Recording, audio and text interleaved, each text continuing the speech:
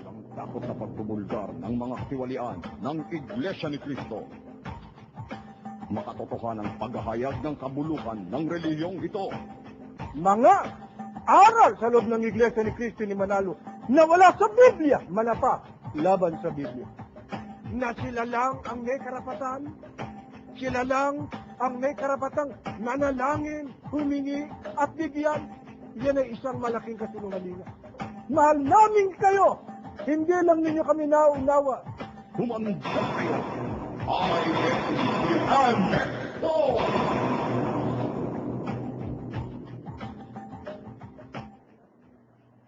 Magandang gabi pong muli mga kababayan at mga dati kong kasama sa Samahang Iglesia ni Cristo ni Manalo. Sa gabi pong ito, bilang bahagi po ng aming isinasagawang pagbubunyag, ay muli po ng isa sa pinakakalihim-lihim ng mga Iglesia ni Cristo ni Manalo ay amin pong ilalantad sa gabing ito. Alam po ninyo mga kababayan, ang Iglesia ni Cristo ni Manalo, ang isa po sa kanilang pinagmamalaki at ipinangangalandakan ay ang pagiging marami po nila. Yan po in terms of membership. At ito po mga kababayan ay kanilang ipinangangalandakan sa iba't ibang kaparaanan. Gumagamit sila ng kanilang radio, television, maging sa print, sa pamamagitan po ng babasahing pasugo na kanilang ipinagmamalaki na sila po ay napakarami sa bilang. Nawari bagang yung dami sa bilang ang katunayan ng pagiging sa Diyos. Alam po ninyo mga kababayan, ang layunin po nila kaya pinapalobo po nila. Ang bilang ng mga napaanib sa kanilang iglesia, una, sa layunin po na maakit ang mga tao. Mapaniwala nila na sila ay progressive. And in the same manner, matawagan ng pansin ng mga politiko. Para sila siyuin, lalo na during election period. At epektibo naman. Katunayan po yan pong mga kadahilanan kung bakit meron pong mga naakit sa loob ng Iglesia ni Cristo ni Manalo. Pero, ano po bang katotohanan na may kinalaman sa bilang ng mga kaanib sa Iglesia ni Cristo ni Manalo? Totoo po bang sila'y napakarami na?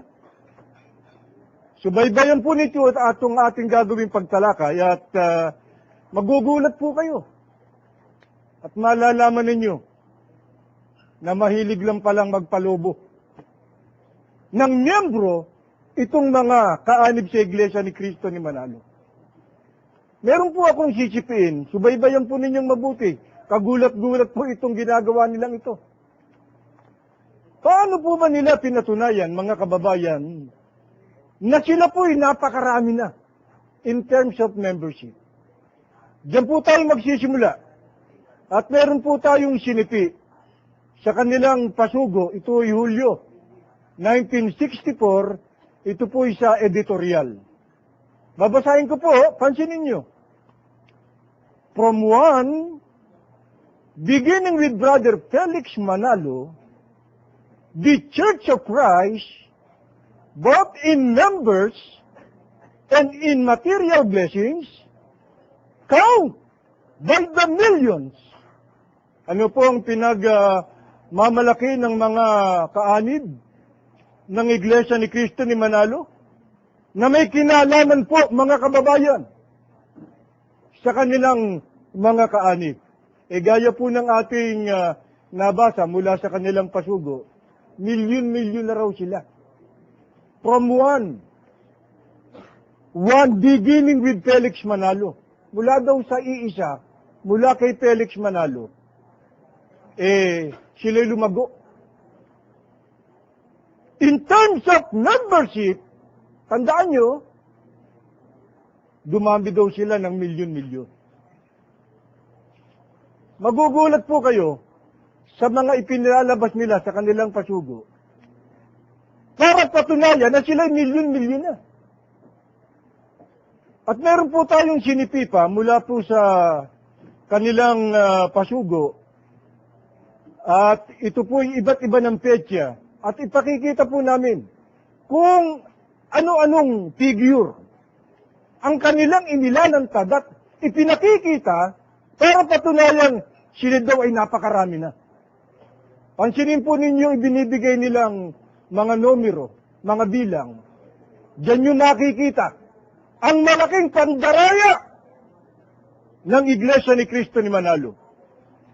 Unahin po natin itong taong 1949. Yan nasa Pasugo, Agosto 1954, Payna 5 at 6. Ang kanila pong kaanib, ayon sa kanila, ay 4 na milyon. Kadamo. Talagang marami.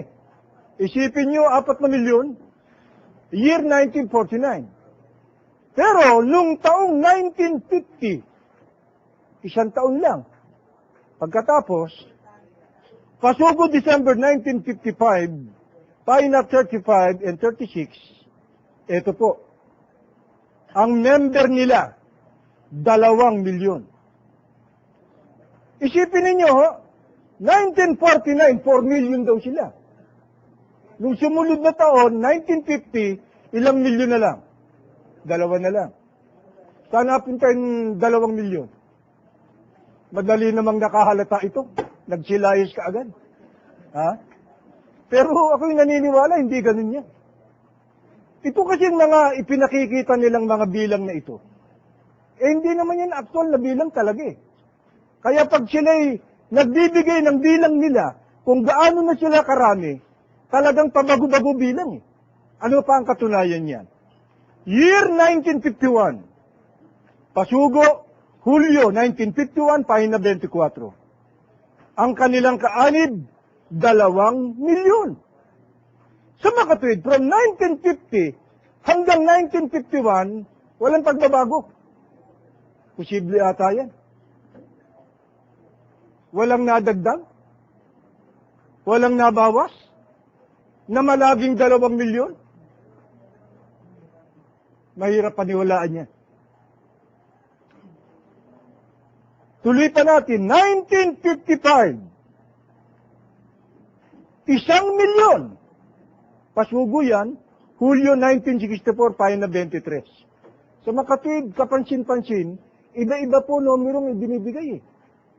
From 4 million to 2 million, tapos namalagi ng 2 million, 1955, ilang milyon na lang?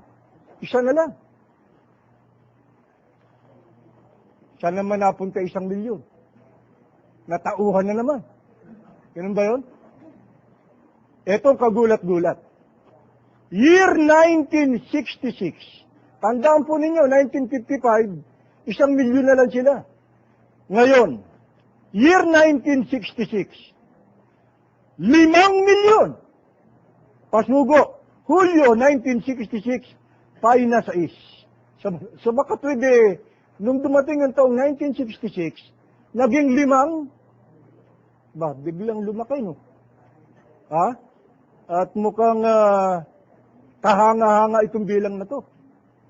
Pero wala ba kayo napapansin sa ibinibigay nilang bilang ng kanilang kaanib? 4 million, naging 2 million, nabawasan. 2 million, naging 1 million, nabawasan. From 1 million, naging 5 million, nadagdagan naman. Para palang comic tong mga ito eh. Dagdag bawas eh. Di ba mga kababayan?